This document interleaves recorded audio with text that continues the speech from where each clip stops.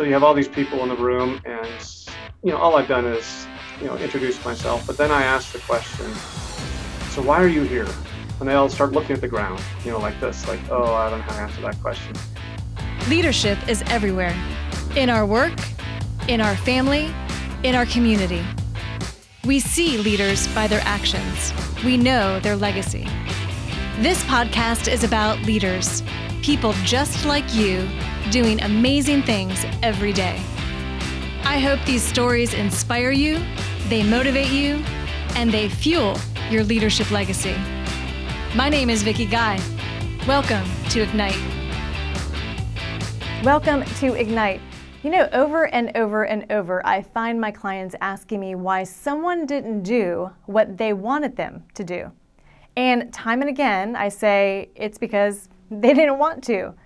Well, today, my friend and entrepreneur, James Western, will help you understand more clearly how one letter of the alphabet is so powerful when we find people not doing what we want them to do in business. James recently wrote an article about the power of the letter C and the challenges we face moving our teams from compliance to commitment. As the co-founder of Growth Sport, James also appreciates the impact that commitment has on engagement and performance in the workplace. After this short break, we'll be back to hear about this really important letter C from James. My name is Dana Morrison. I'm the IT director at Grace Christian School in Raleigh, North Carolina. IT directors often hoard so much knowledge that it's hard for their team members to learn. IT Pro TV has given us the ability to level up our technicians to a point where they can decide this is important for me to learn. I would recommend IT Pro TV to any IT team. It's just a great tool for any IT professional.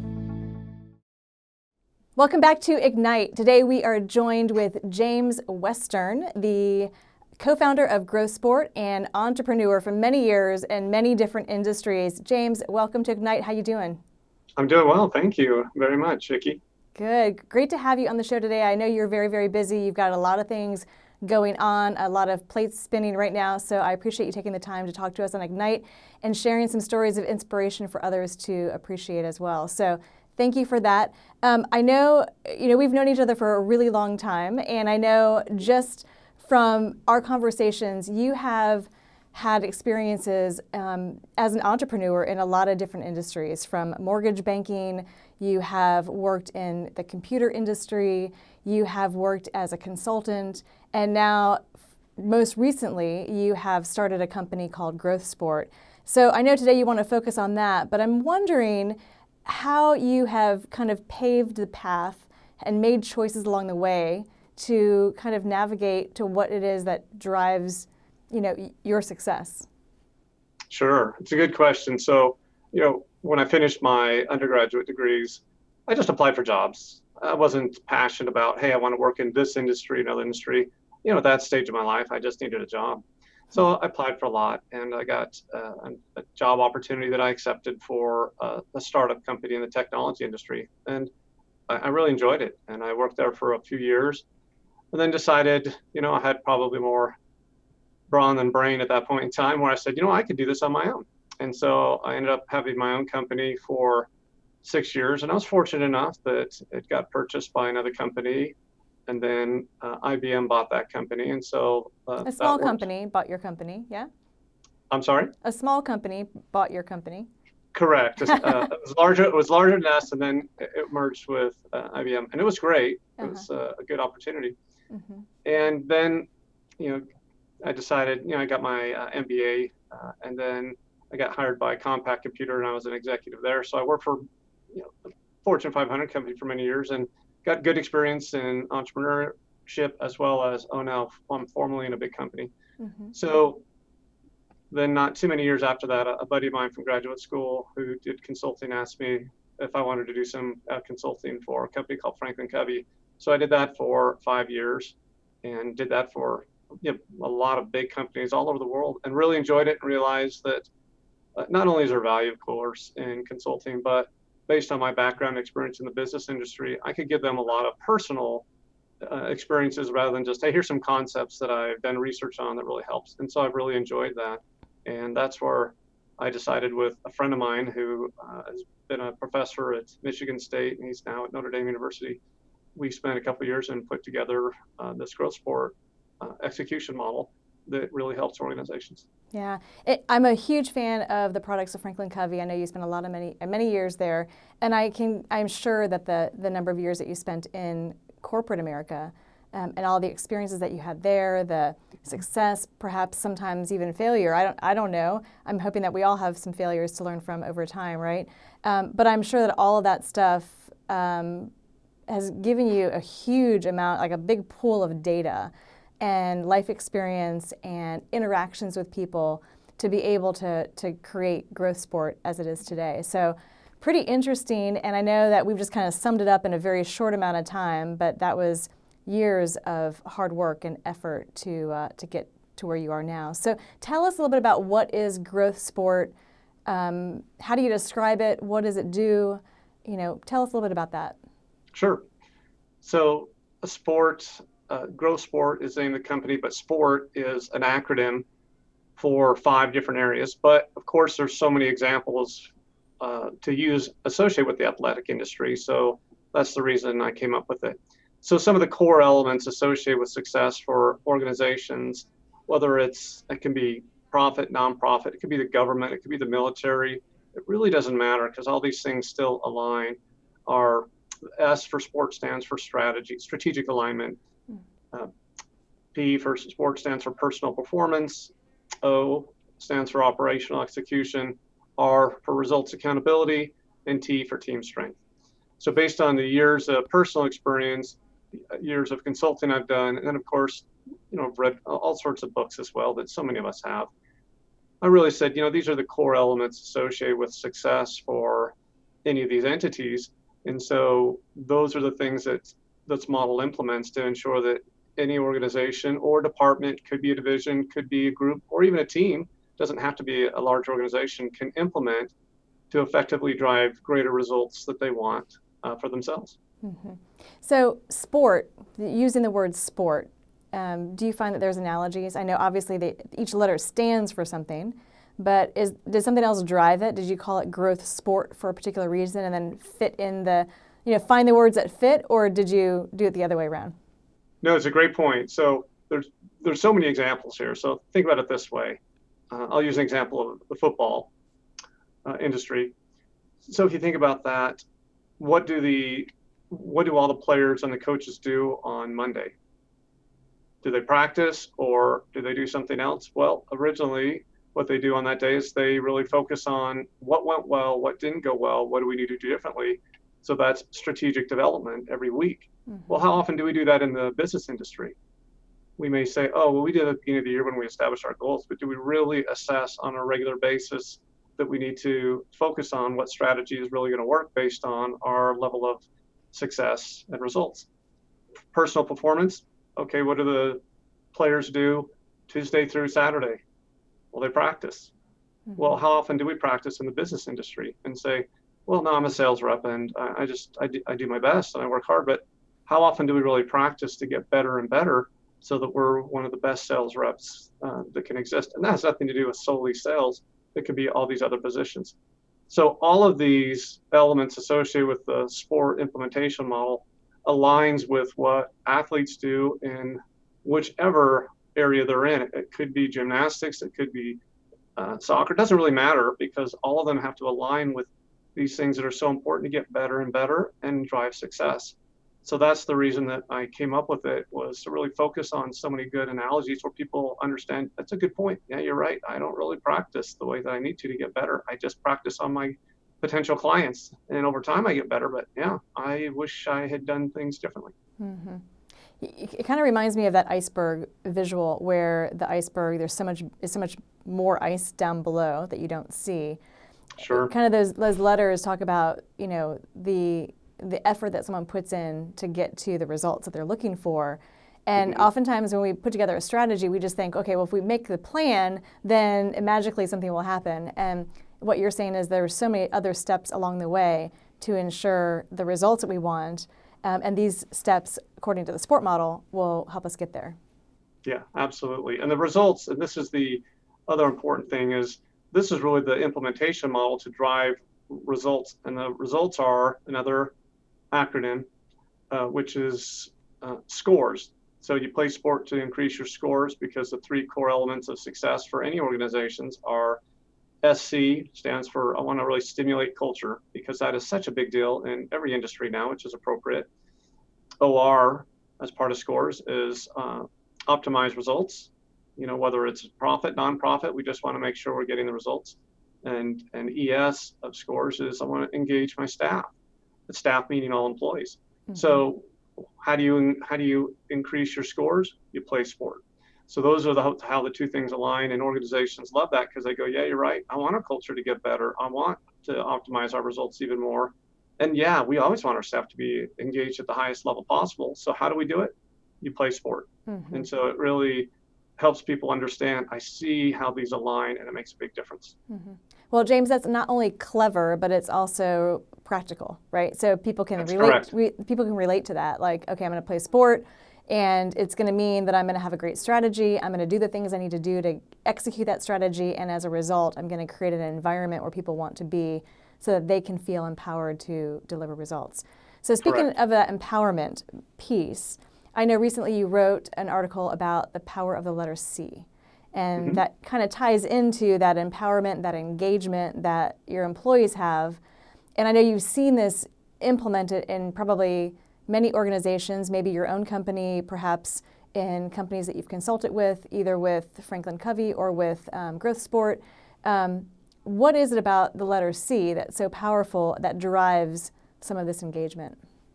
So this is a really important thing for all of us, whether it's a personal situation or professional, is we have to ask ourselves, where are we at from the level C?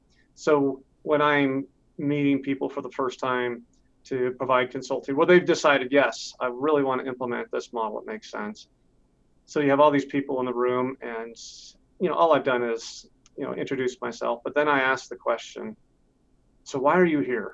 And they all start looking at the ground, like this, like, oh, I don't know how to answer that question. And then I say, no, we need to be transparent and honest. Why are you here?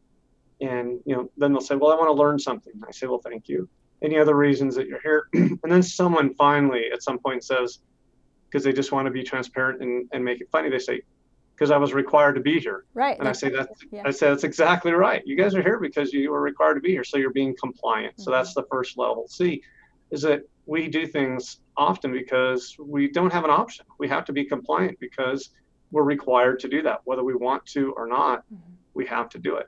And if we're just compliant, then generally our level of engagement is low, because I just got to do the minimum amount necessary to ensure that I don't frustrate the people to whom I report, and to drive the minimum amount of results that are necessary. And we can all reflect upon that in our lives and say, okay, yeah, I've had a lot of situations where I've done the minimum necessary because I had to be compliant. I didn't have an option. It could be classes that we had when we were in junior high or high school that, I didn't like the teacher, I didn't like the content. I had to be compliant because I had to get at least a certain level of grade, but I didn't really love it. I wasn't really engaged, just had to do it. Mm-hmm. But our level of performance generally is at a minimum that's necessary.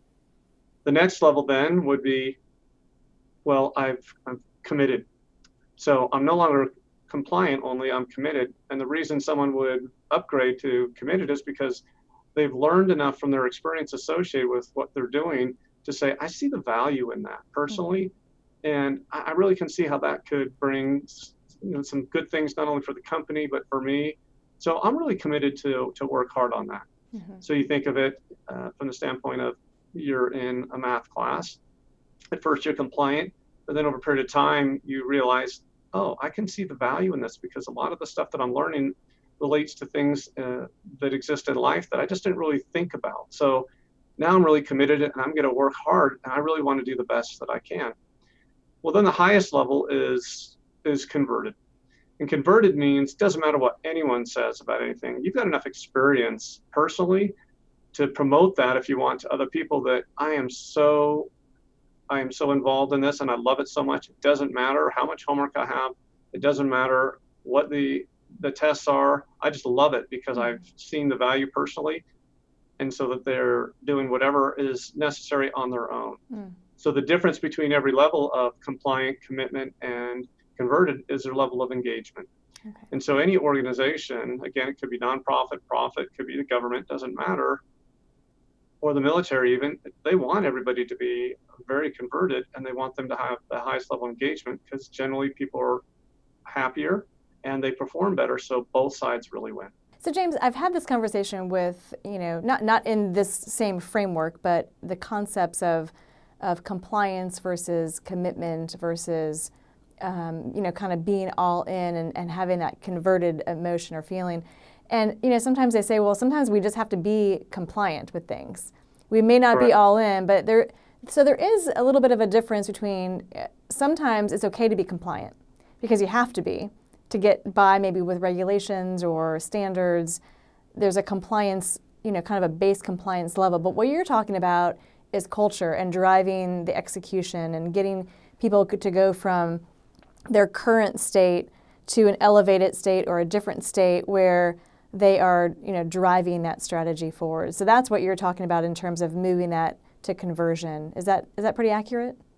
It's almost always the case, Vicki, in the sense that if someone doesn't have personal experience about a particular concept, then the minimum that they should be is compliant. And they don't need to apologize that they're compliant. They're doing the right thing, because if they said, I'm not even compliant, I'm not going to do it, well, that's a real problem. That's a problem. So one doesn't have to apologize that, hey, when I start this, I'm compliant. That's totally fine.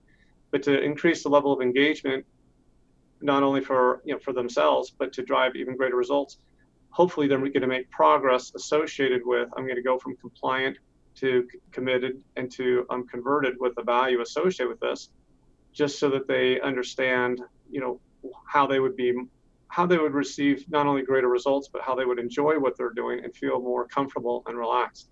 And that's what all of us need to do. And by the way, sometimes we learn things, we say, I didn't see the results. I was trying to be compliant and go to the gym, every day for 4 hours. And I did that for a month, and I'm not committed. That's just way too much work, and I don't see the value associated with it. The good news is, if you at least go down that path, you'll see the intended results associated with it versus, hey, I'm just not even going to give that a shot. I'm just going to do the minimum necessary and not really see if I can get to the next level. Yeah. So sometimes it's almost unintentional that we become converted when we start seeing those results. It's a really good point. Yeah. And that's the whole issue, is one doesn't necessarily have to say, okay, I got to be converted or I'm failing. No. If they're doing the right things from an execution standpoint, they're going to move the right direction every time and get the intended results, and their level of engagement is going to go the right direction associated with that area, and it's so helpful for everybody. Yeah. So, okay, I've got a big question for you. So now, I had recently had a conversation with a colleague that it went something like this. I've got an employee in my team where, and this isn't me, this is the other person talking, saying, I've got an employee in my team and they're really not even doing the minimum commitment stuff. I've set expectations, and this person has a really good reason not to do it. So I think I'm okay with that, but it's kind of creating a little bit of a rift in my team. What kind of advice would you give to that leader in terms of helping their employee be more not just compliant, but then transferring that into that commitment and converted stage? Is there anything that you could share with them or with us? Because maybe other people that are listening have that same issue, that there's somebody on their team that even that compliance is not there. The expectations have been set, but they're still struggling to create compliance. It's a great point. So this is typical as well. So you think of someone who's got to we'll just go back to the sales representative example. So, okay, there's a sales team, there's a sales manager that has a variety of sales representatives. The levels of performance are all different. The results are different. That's typical. But some of the requirements that the sales manager makes is, hey, you've got to reach out to 20 people a day. You just have to do it. And some people will do it and say, that's fine. I'm being compliant, and over time they'll see the results. Other people will say, well, I'll do it, but they try it for a while and there's no results for them the way they want. And so they think this is really just a waste of time. I really just don't want to have to do that because there's no value associated with it. So what the sales manager needs to do is is talk to the person and say, help me understand why you don't see the value of it and why you don't want to do it. And the person should be very transparent and say, because I'm not getting the intended results.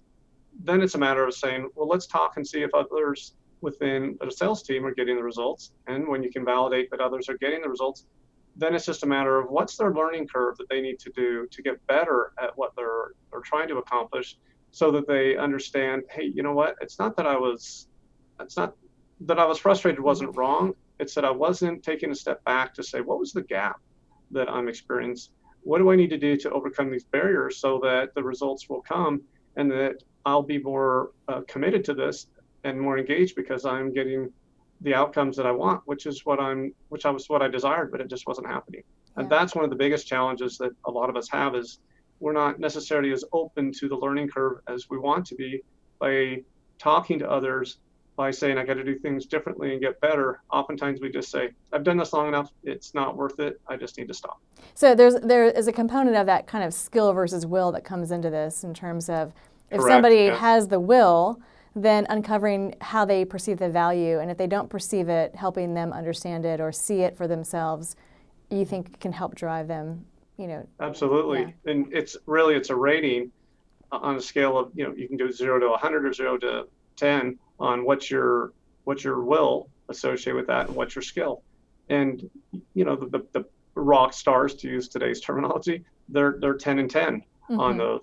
But now you have to decide, well, where are you? And it's good that you brought that up, because that's what I'm talking to people who report to me. That's what I'll do. I'll say, just do an analysis yourself on what do you think your skill set is associated with this, and what's your level of desire to do it. What's your will on that, and that just kind of helps them realize, oh, here are the areas that I really need to perform better at if the results aren't coming. And that's the key thing, because if they say, oh, my skill's 10 and my will's a 10, I'll say, well, that's really interesting, because the other members of the team that are on, a lot of them have, maybe their skill's only 8 and their will's only 8, but the results are significantly better than yours. How do you explain that? And that's where they usually take a step back and say, well, maybe I'm not understanding what some of the other skills are that are necessary, things like that. And then it begins to be more open for them.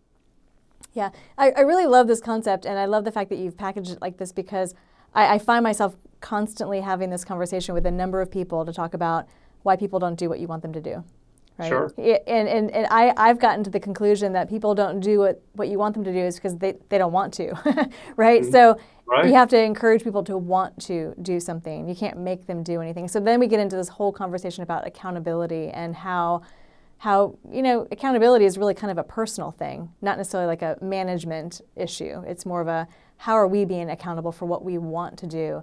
And it's, do you think it's the leader's job then to inspire, encourage, and motivate somebody to have that mindset, or do you feel like that's going to come from the individual as well? Well, it's a really good point. If you think of effective accountability, there's 2 levels of it. And what I say there's dysfunctional accountability and functional accountability. And here's what I call dysfunctional, which is, and I'll just call it a manager rather than a leader. The manager just says, give me an update on the results. You're not hitting them. You got to do better. Let's talk again next week, because here's the quota. You've got to make that happen. So all they're doing is looking down and saying, I'm not seeing the intended results. Make that happen. Functional accountability is, okay, let's talk about the results. You're not getting the results. Let's try to understand why that isn't happening. Let's have a discussion. Let me see what I can do to help you, because I really want to make sure that you're performing at the level that is necessary so you get the results and you feel comfortable.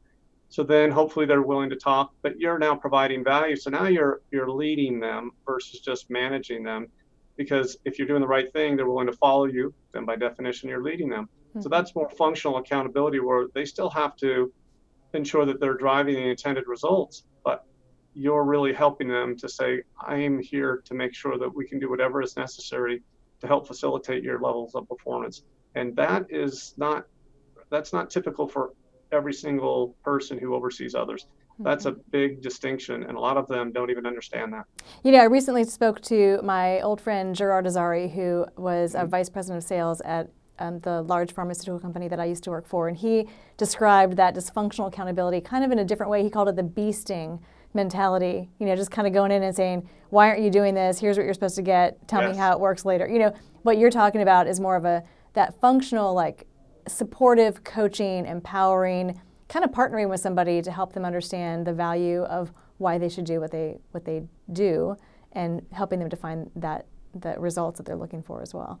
Yeah, and this is one of the elements of creating a team strength, which is the last part of sport, is rather than just, hey, you're on my org chart and you report to me. No, we're a team, and so we're helping one another get the greatest results that we can. Mm-hmm. And that's a significant difference, because when everyone's open to saying, yeah, I need to get better, I'm doing the best that I can, but I don't know what I don't know, so help me out.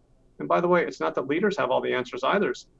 They could reach out to others and say, you're doing everything that I would know what to tell you to do, but some of your peers are doing things that are better. Let's talk to them and let's find out. Mm-hmm. So that's really what is necessary, because then everyone is part of the team to say, we're increasing our strength associated with that, and we're really trying to help one another out, versus just, oh, if I don't hit the results, I'm in trouble. If I do, I'm okay.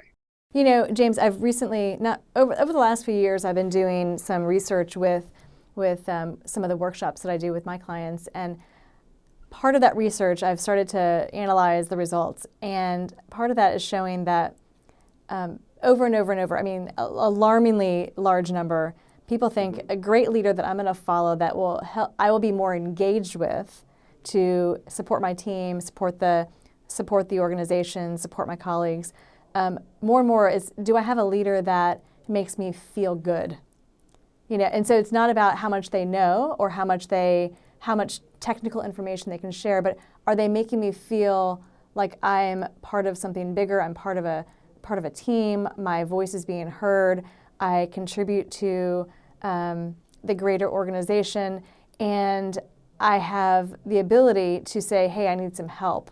And then have a leader that's willing and courageous enough to say, help me understand what's holding you back, and let's work together, versus here's how you do it, kind of thing. So I'm so thrilled to hear about your model, because it's kind of validating what I'm hearing as well, which tells me that I'm on the right path, since I know you've done a ton more research than I have. So so when you implement this model with an organization, tell us a little bit about what you do. Like, if somebody were to bring you into the organization, how would you introduce the growth sport model into their system?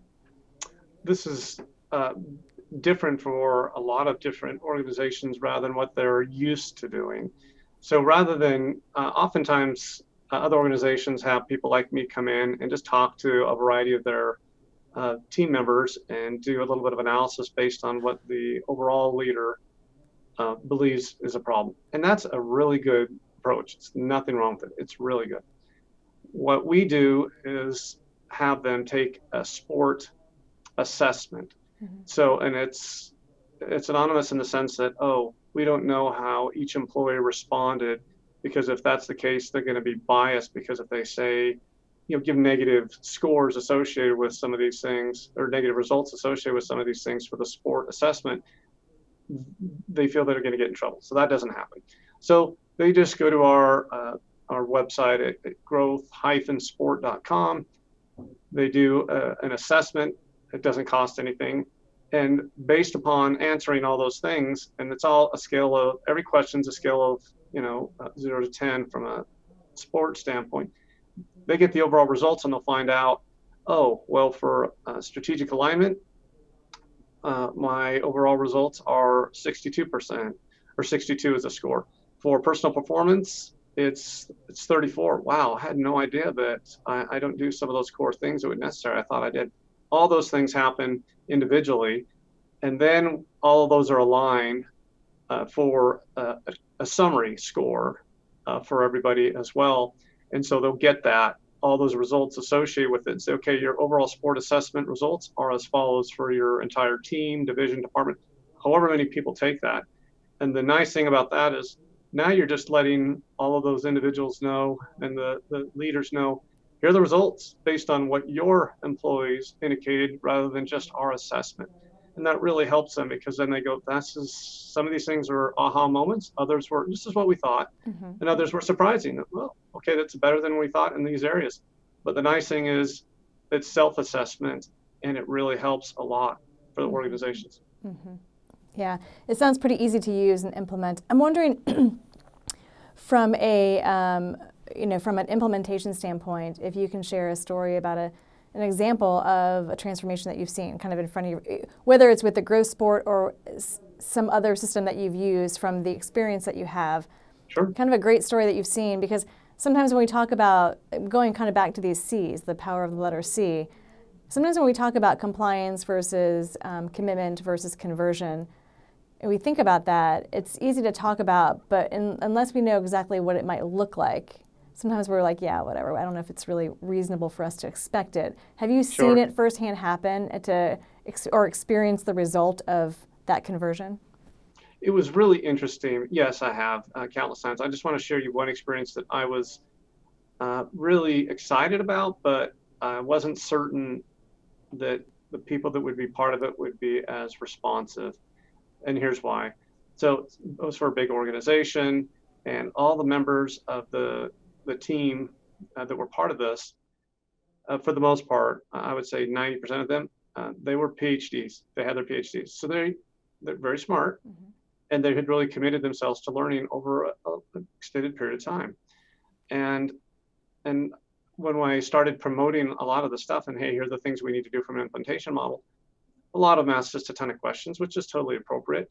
But they just kind of were in denial that this was even necessary and that would help, because they were just in a lot of doubt associated with, why do we need to do this? I've gone through so much learning. I am really smart. I've gotten to this level. And so I just said, look, here's the point. How many of you, raise your hand if you've reached your potential in life? And no one raises their hand. If anyone ever does, they do it as a joke, because it's like, yeah, I don't want to say I've reached my potential because I don't know. Yeah. And so I'll say, that's the point here, is by implementing this, you're going to find out if there's greater potential associated with this. So long story short, there's all sorts of sessions, there's all sorts of processes they need to adhere to. When it was all done, and this was months later, the results, when they gave an update associated with it, were so different. Their personality and engaging with me was completely different. There was so many congratulations on this. I was in doubt. I didn't think this was going to be necessary for us, but now I can see that there are so many things that we just were in denial about, that we just presumed we were taking care of everything already. And so the point of sharing this example is that even though you may be working with people who feel like they have all the answers, and they're smart, don't get me wrong, and they perform well, we can still always get better, because none of us have always reached our potential. And that's a good sign. We never know, and we just want to continue learning to get better and better and better. We hope so, anyway, right? That's correct. We hope so. Yeah. So this all makes sense to me, and I know that there's a lot of leaders out there in organizations or small companies that really can use this advice. I'm wondering if there was one or two bits of advice that, to kind of wrap it all up, that if someone is really struggling with how to engage their team to drive results, what's one or two things that you would recommend them do based on your experience?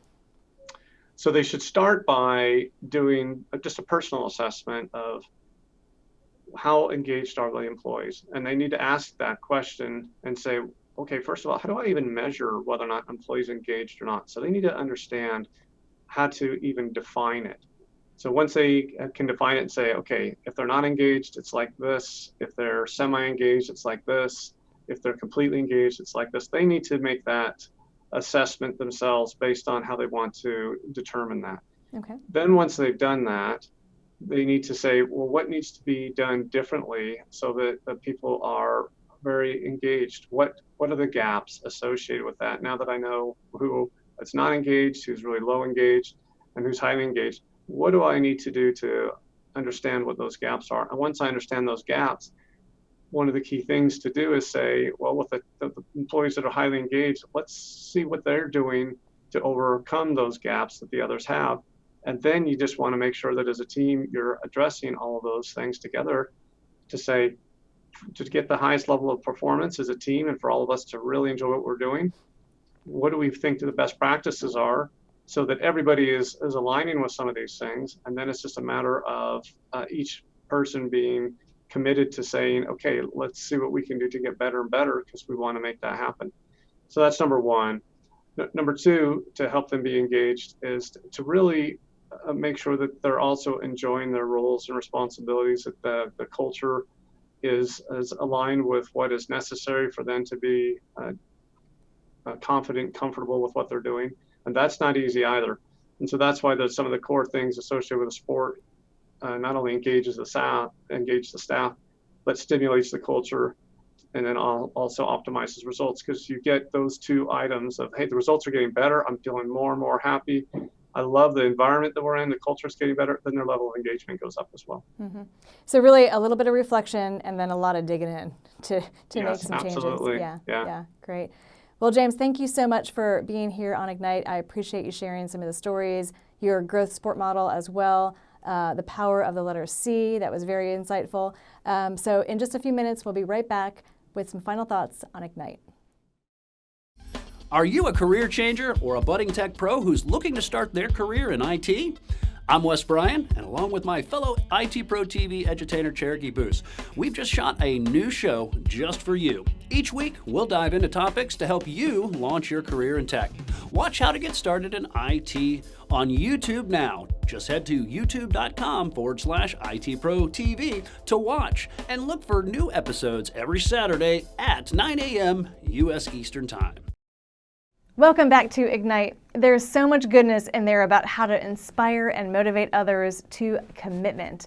Thanks for listening to Ignite. Please like us on Facebook, Twitter, LinkedIn, and please subscribe on YouTube or Apple Podcasts. From all of us at Ignite, we'll see you next time.